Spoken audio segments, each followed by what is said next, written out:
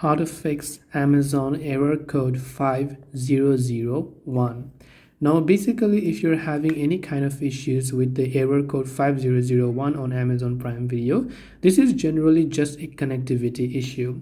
Now this issue is normally common on TV or smart TVs, but also on computers and mobile phone you could be having the issue. The steps to troubleshoot is very simple. First, you want to make sure your device is connected to your Wi-Fi or stable internet connection. After that, you can also restart your device, whether it is a phone or a computer or your smart TV. You can update the Amazon Prime Video app based on from where you're watching, right? In my case, I'm watching from Android, so I'll go to my Play Store and check if my Amazon is updated to the latest version. You can also update your device's firmware or software. You can also clear the app cache. So if you're using smart TV or Android TV, you can go to its settings page, go to app info, go to storage option here, clear the cache files, and also make sure to clear the data.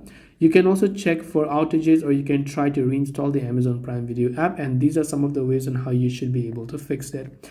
So I hope this video really helped you. If you have got any further questions, feel free to also leave them down in the comment section below. As always, thank you very much for watching till the very end of this tutorial, and see you soon in the next video.